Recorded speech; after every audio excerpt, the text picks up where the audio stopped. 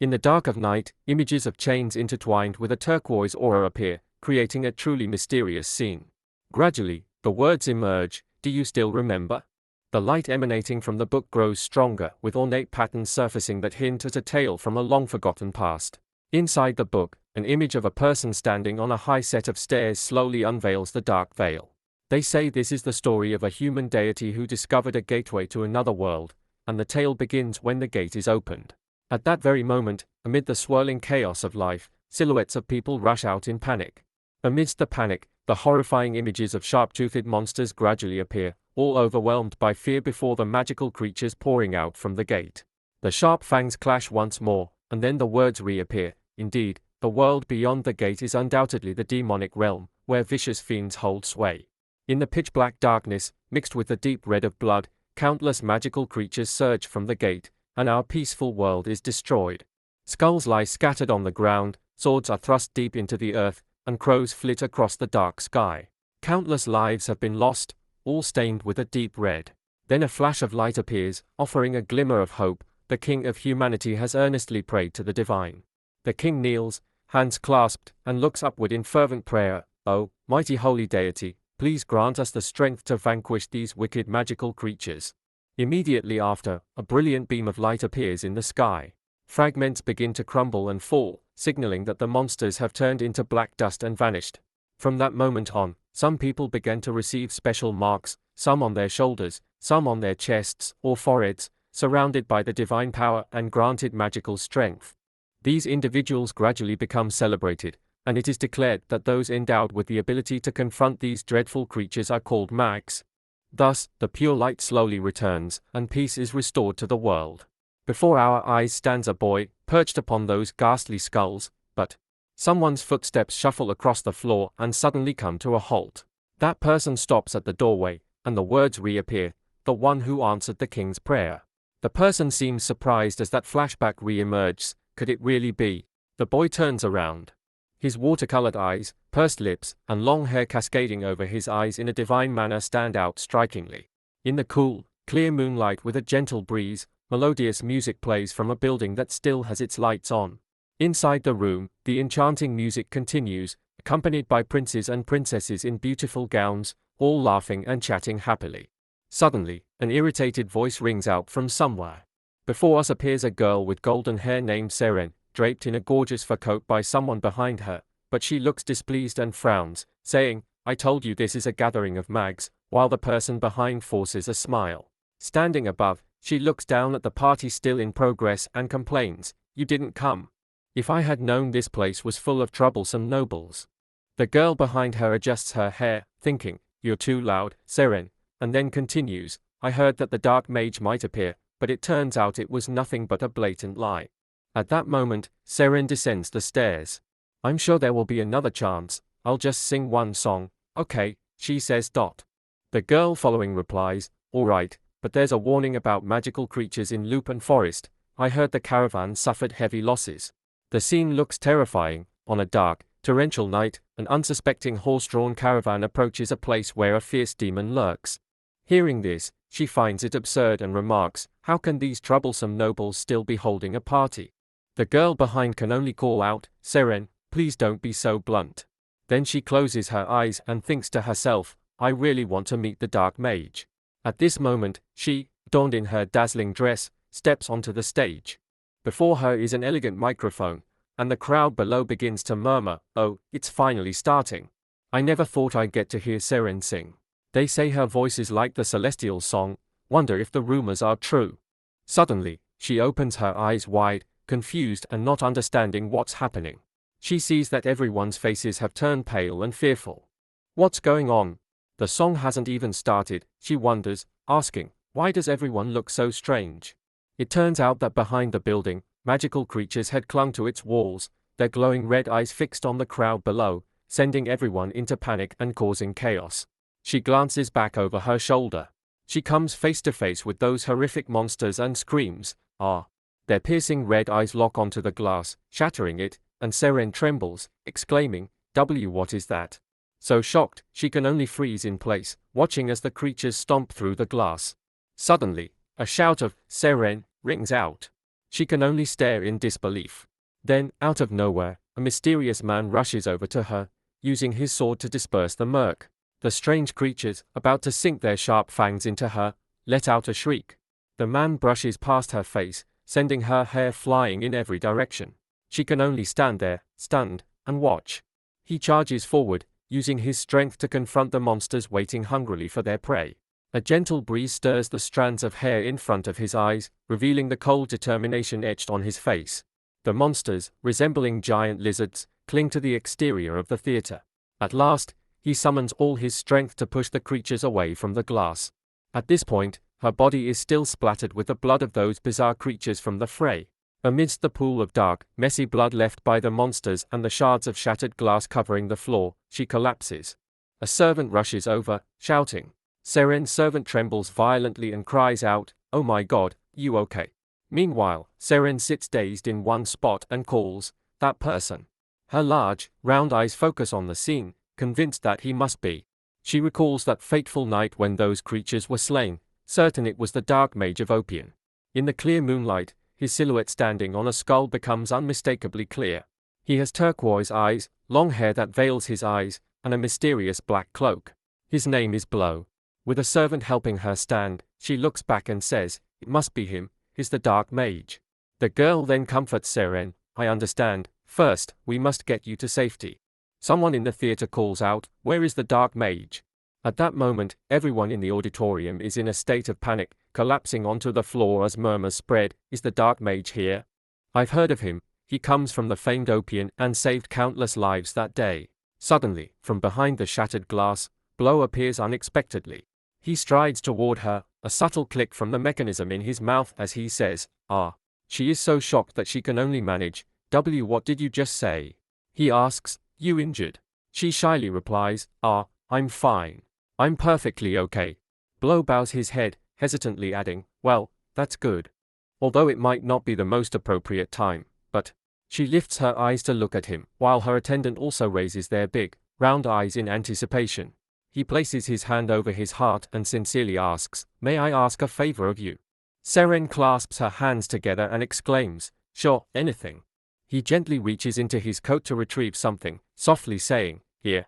Amid this desolate scene, pools of dark blood from the freshly slain creatures and shards of glass scattered on the floor, Blow says, "I have something for you," as he hands her a sheet of paper and asks, "May I have your signature?" Surprised, she asks, "My signature?" He, holding a pen and paper, offers them to her, saying, "Yes, right here."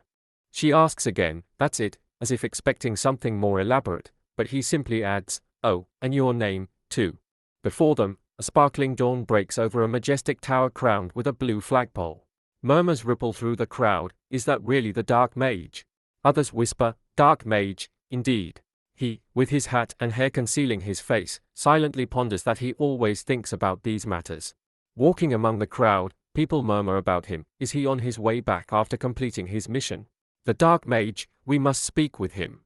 He silently admits to himself that he despises crowded places. Then he tilts his hat to the side. After all, that's why he avoids coming here in this guise, when suddenly, a loud cheer echoes from somewhere. Unexpectedly, from afar, a girl calls out, "Hello, Blow."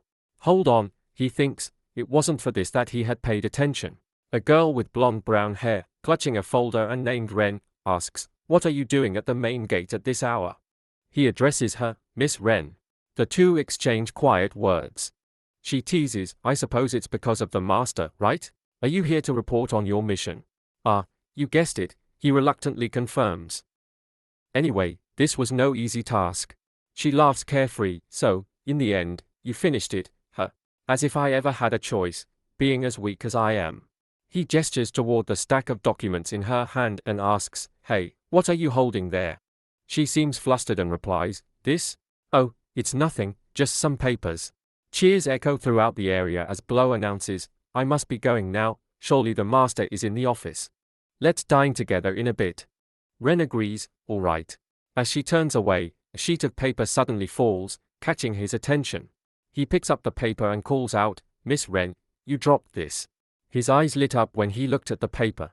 On that paper a line appeared, "For those of you with any extremely renowned requests in the Dark Wizard District, if you have any questions, Please contact the Dark Wizard, accompanied by an image of him wearing a hood that completely concealed his head and holding a rose in a very mysterious manner. This left him utterly speechless with surprise. She turned around and saw that he had read the flyer. His expression darkened in panic as he shouted, blow. Even though he had seen it, why hadn't he spoken up? Still, he had to ask, is this from the master? She just awkwardly scratched her head, lowered her gaze, and said, Ton Min, about that, he told me to keep it a secret. But then Ren quickly looked up and, with confidence, said, I've completely objected to it, but the master. She looked around, he was nowhere to be seen. All she could see was everyone crowding together, picking up the papers she had dropped. Helplessly, she called out, blow. Over here, someone was leisurely sipping water. He stood up with a grunt in the spacious office. Leaning against the desk with his back turned, he held up his teacup as if about to take a sip and remarked, Today the weather is truly beautiful. No sooner had he finished speaking than Blow stormed in by stomping the door open. He turned around and, in an irritated tone, asked, Who opened the door as if they were about to smash it? No sooner had he spoken than a sheet of paper unexpectedly slapped into his face, nearly causing his teacup to spill. He exclaimed, What did you say? While standing silently. After taking a closer look, he recognized him and called out, Blow. In stark contrast to his earlier irritation, he now greeted him in an unusually cheerful tone, Welcome, I've been waiting for you all this time. Seeing no reaction from him, he looked puzzled, set his things down on the table, and asked, What's wrong? Did someone trouble you on your way here? That remark only made him angrier, and he shouted, You're the one causing me trouble, look at this. He picked up the paper, examined it carefully, and asked again about it. After reading it, he acted decisively. He turned, opened the door, and threw the paper straight outside. Raising his hand to his forehead in an expectant manner, he forced out a laugh. Ha ha, it's gone now. What do you expect me to look at? You just stand there behind me like that. Blow gaped silently, unable to utter a word. He clearly showed his irritation. You kidding me? He recalled the awkward moment when, out on the street, he was surrounded by people, and he even shouted, Oh, Dark Wizard. Dark Wizard. He continued, Lately, wherever I go, I keep hearing all this commotion. Didn't you tell me to join Opium in this form? And now you go ahead and do these things on your own without asking me first. His incessant complaining still echoed in my ears. I was so embarrassed I no longer dared show my face outside.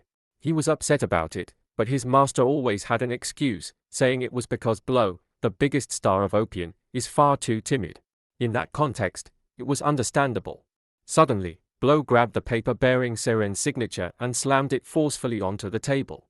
He stood there, eyes wide and his whole body twisting, then he jumped in surprise. Then he picked up the paper and exclaimed, Oh, so you've succeeded, may I have Sarin's signature? In an emotionless tone he said, This is the last time I'll do such foolish things for a mission. The master sighed and said, We've run out of options. He pointed at the stack of papers on the table and said, Finding Mrs. Illy's puppy, delivering Rome's impassioned love letter, and so on, there are plenty of valuable missions waiting for you. Irritated, he shouted, Enough. Placing the paper down on the table, he seemed to offer praise. Well, anyway, you managed to get it. They say that Miss Sarin is very hard to please, so she never talks to strangers. He retorted, She doesn't seem like that at all. Although, she does appear a bit surprised by the sudden attack. He looked up and asked, A sudden attack? Picking up the paper and glancing at it once more, he said, Ravi, where Miss Sarin operates, is supposed to be a safe area. You encountered a group of bandits. He replied with a single word, No. He deduced, It's a demon. Images of memories of that monstrous creature resurfaced. He thought it was only of medium size, so not overly powerful. Yet, for such a creature to appear in Ravi, a place protected by top wizards, is truly strange, isn't it? Noticing something amiss, his master sat down and said seriously, Tell me exactly what's going on, this is very unusual. We need to investigate thoroughly. He turned around and asked, I can't believe you managed to get Sarin's signature under those circumstances. Honestly, who is the one that ordered me to do this? That remark made Blow even angrier. Sitting before him, you said, That isn't the issue here. His voice rang out, How long do you intend to keep this appearance? Still clearly irritated, he added, With someone constantly handing me these bizarre missions all day, I've ended up accumulating far too much magical power already. Upon hearing this, you gave a wry chuckle. Ha ha.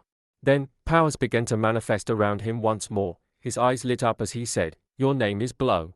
On his palm, a symbol was slowly taking shape. He swung his arm to the side, and the words, liberation, and awakening, appeared. Witnessing his transformation, he propped his chin on his hand and remarked, "Oh, Rude, it seems you've progressed since the last time we met, hasn't it?" After removing his hat, his blue-black hair was gone, restoring Blow's original look of white hair. He said, "Is that so?" Then he added, "That doesn't matter." He slammed his hand down on the table with force and said seriously, "Now that I've obtained Sarin's signature, hand me a proper mission." He lifted his impassive face. On the other side, the master's gentle gaze could be seen. He spoke up again in a casual tone, "Why haven't you finished your sentence?" Before he could continue, you interrupted by calling, "Rude." You stared at him intently and said, "Since that day, countless wizards, even ordinary people, have been watching you. In fact, the Shiknyuan of the association is hot on your trail in a blazing rage." You added, "From now on, things will only get more dangerous. We can't continue as before. I'm truly worried about that." Still dissatisfied with what he mentioned earlier, he repeated, "And yet you still force me to keep this form." Surprised, you asked, "Do you have another one as well?"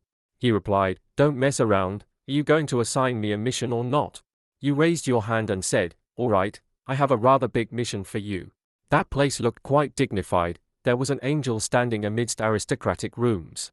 You explained that it was connected to an auction house that opens only 3 times a year, a place that deals in rare and unique items. A golden stone appeared, very elegant, as the master's voice resonated. "However, in this auction, I received word that a high-grade MA-THCH with an engraved name would be put up for bidding."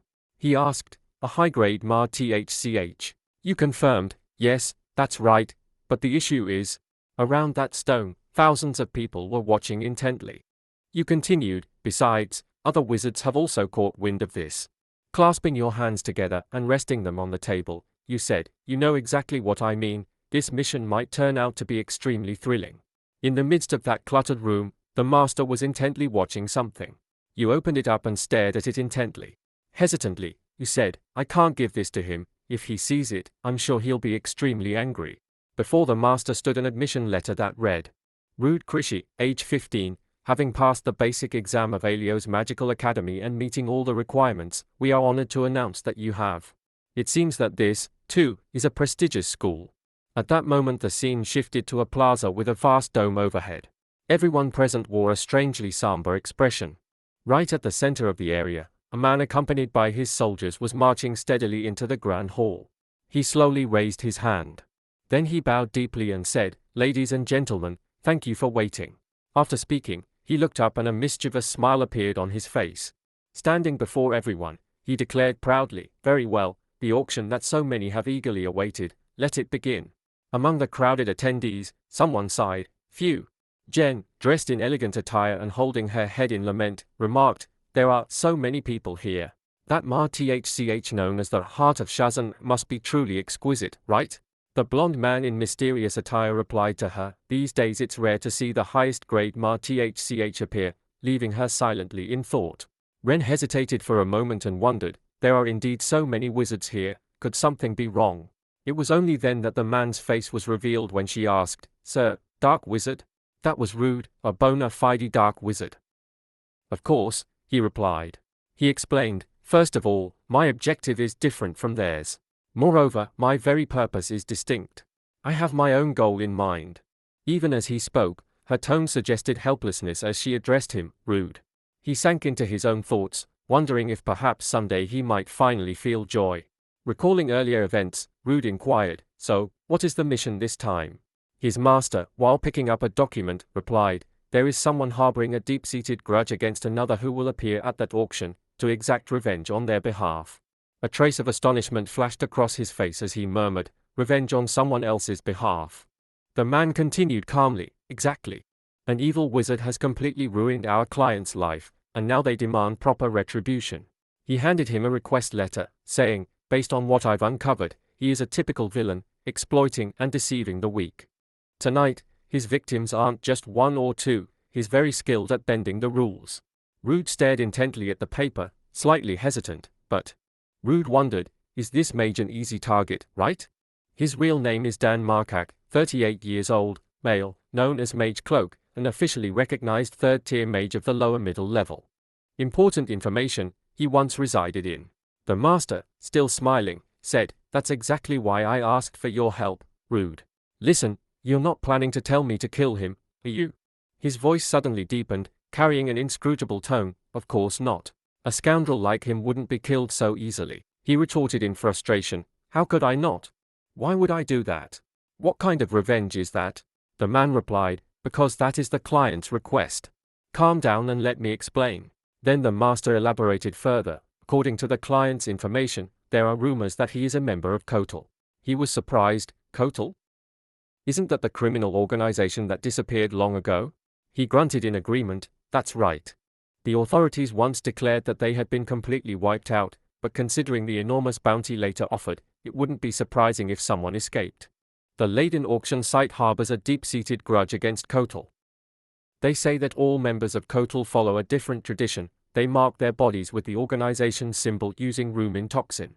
An image of a twisting snake appeared, perhaps the traditional emblem of that criminal organization. Once engraved, it cannot be erased if exposed before the crowd. He smiled, but his smile was laden with hidden meanings. It would be a perfect act of revenge. That attitude from the master left Rude speechless. After a minute of thought, he wondered, "But that's just a rumor, right? What if I strip his pants and nothing happens?" Yet the master, blissfully ignorant, insisted that it was also a form of revenge. After all, being stripped in front of so many people is utterly humiliating. Upon hearing that, Luke, exasperated, abandoned the idea altogether. "I'm not doing it," he declared. "That man has no sense of honor, clinging to you like that. Only an Ophian superstar could pull that off." Back in reality, he had been persuaded and was now standing there, questioning himself. Ren saw that his face had darkened with worry and asked, "You'll be fine, right?" He could only reply, "I'll manage somehow." At that moment, in another scene, an exceedingly cheerful laugh echoed. A girl, having her coat tugged up, still grinned broadly, exclaiming, "This is so much fun. There are so many people." The blue-haired guy, speaking seriously as he adjusted himself, said, "We're not here to mess around." The displeased girl frowned, and he added while pushing his glasses, "We're only here to observe."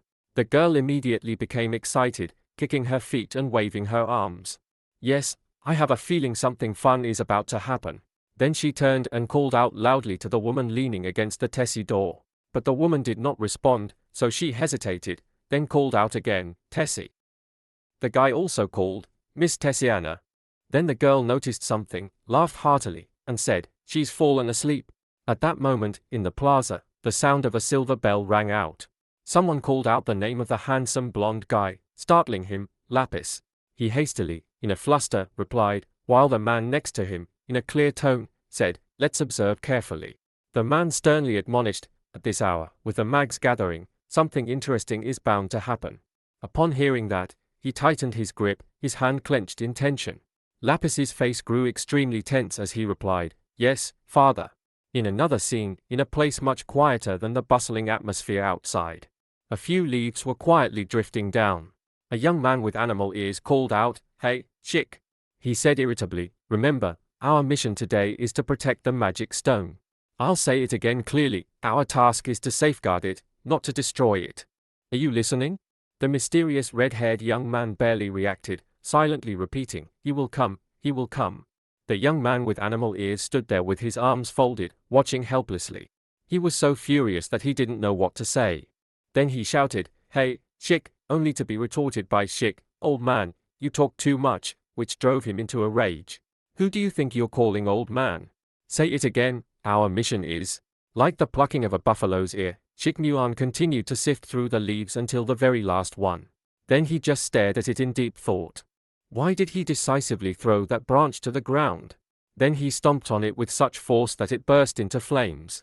A sinister smile spread across Chick's face. He walked off, his deep voice intoning, "He will come." At this moment, the MC was energetically introducing the treasure, next to Leet's exquisite necklace, which will belong to the beautiful young lady over there, congratulations.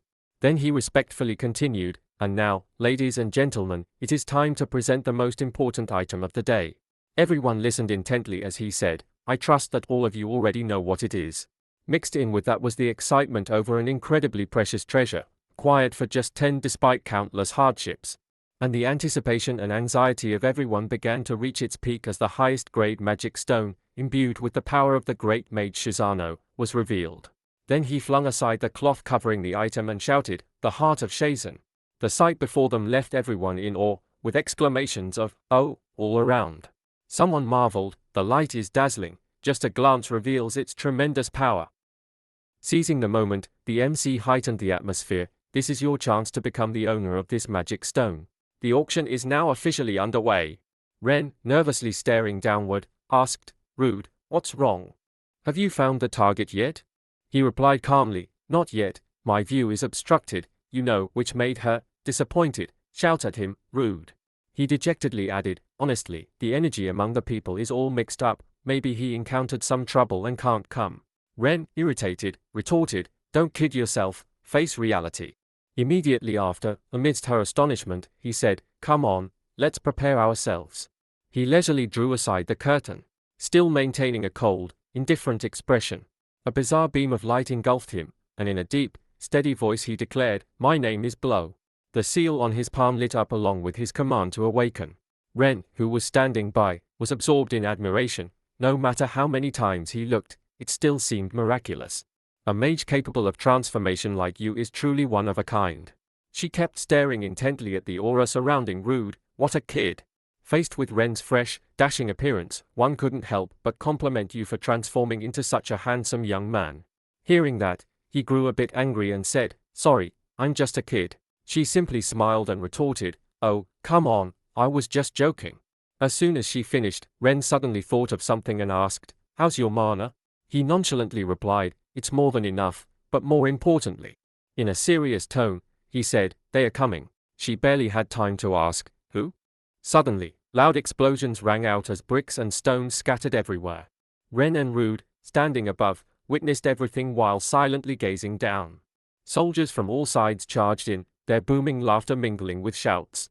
An intruder suddenly lunged in and stabbed the MC in the neck while shouting at the top of his lungs, "Get out of the way, you damn fool." Then he and his cohorts stood right there, declaring, "That magic stone is." He shamelessly proclaimed, "It's ours." Ren, worried, wondered, "Who are they?" The soldiers continued their efforts to subdue them, repeatedly shouting, "Drop your swords," as they fell back. But that bandit showed no fear at all. In fact, his face radiated an even more intense killing intent, daring anyone who didn't step back. Without a moment's hesitation, he unleashed a massive burst of force, shouting, "You lot." The deafening sound left all the soldiers standing there utterly disoriented. Suddenly, they noticed another force attacking directly toward the MC. The other thief seized the opportunity, distracting everyone, and struck fiercely. None had a chance to evade. He parried with a single swing of his weapon before turning away. His face remained as cold as ever as he firmly held the weapon that could spin like a boomerang in his hand. After dispatching all those soldiers, he no longer kept the MC as a hostage. Instead, he directly kicked him in the mouth while swearing vehemently. He threatened the MC, "I'm fed up already, I won't wait any longer." Barely finishing his words, he advanced straight for the magic stone and mockingly added, "Now, we're taking this magic stone." But before his hand could even touch the stone, it was immediately restrained. He froze for a moment, unable to understand what was happening. When he finally came to his senses, his face went slightly pale as he mumbled, "What the heck, who are you beast people?" Before he could react or defend himself, his hand was crushed, making him cry out in agony. Collapsing onto the ground, he stuttered, "Hold on, those gloves, you a mage from the guild?" The onlookers erupted into a frenzy, exclaiming, "The guild?" They whispered among themselves, "Wasn't there once a famous mage with beastly ears and a tail? He must be from the guild, I remember now. That was none other than the guy with the beastly ears from earlier, the guild's hunting dog, Hound of Lamost."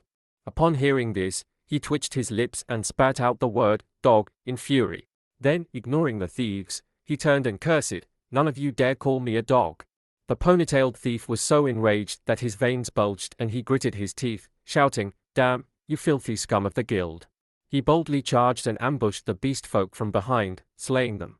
His weapon, shaped like a sickle, smacked Hound on the head with a resounding blow before he quickly retreated. Both thieves, upon seeing that, turned pale. Meanwhile, his weapon flew off and lodged itself onto a nearby column, leaving everyone in shock.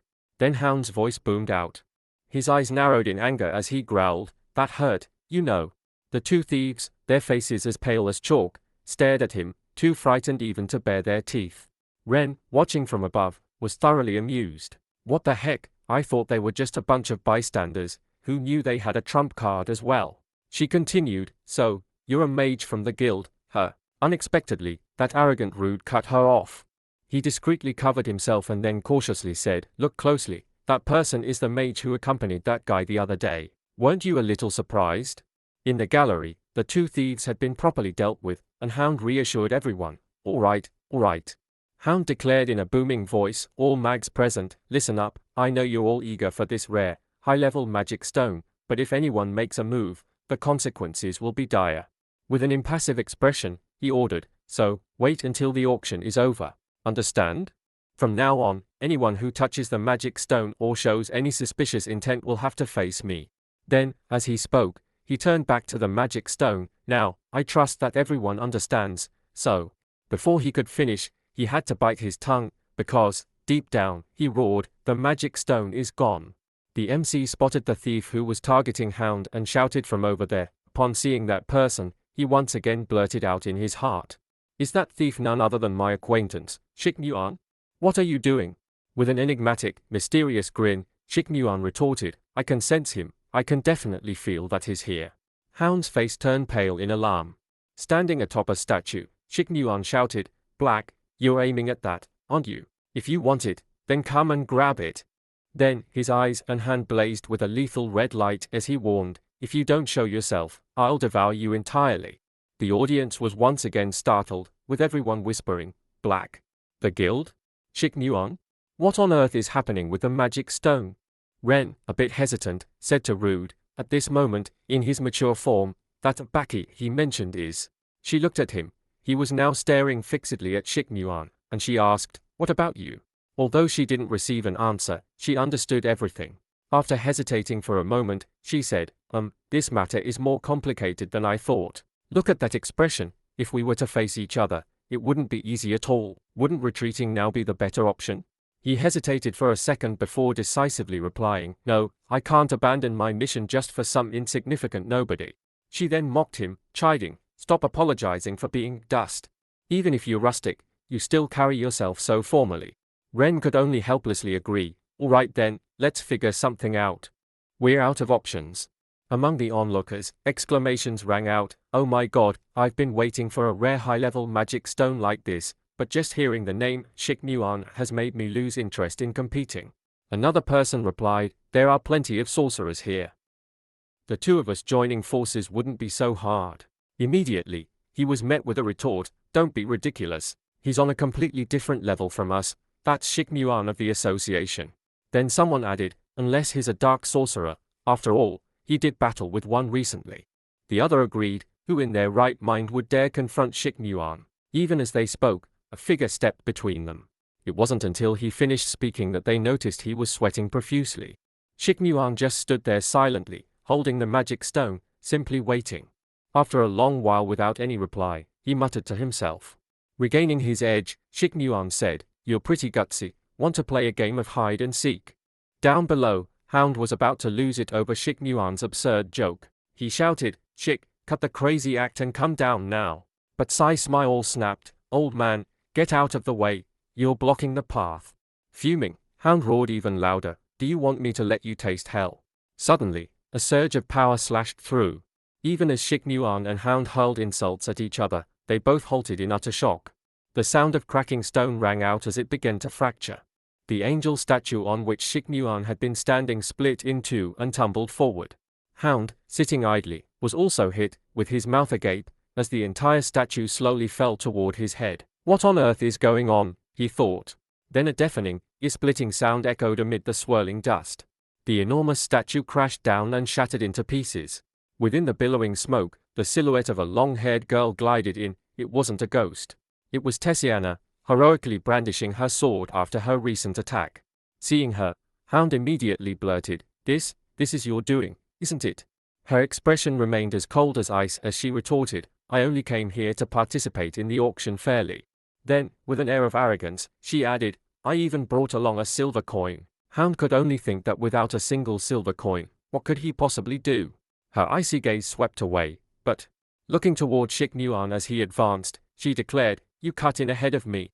From high above, Shiknuan looked down and retorted, "No, you're the one who cut in." The two exchanged lethal glares as he, clearly outmatched, shouted, "You crazy woman." Ren, watching the scene, was rendered speechless. "Hey, where did that blue-haired guy suddenly come from?" Meanwhile, below, voices kept shouting, "Fight, fight," and she remarked, "I don't know how long that guy can hold out, but this is a great opportunity for us." She then turned to Blow and said, "Right?" At that moment, he was already standing on the balustrade, ready at her call. "Blow."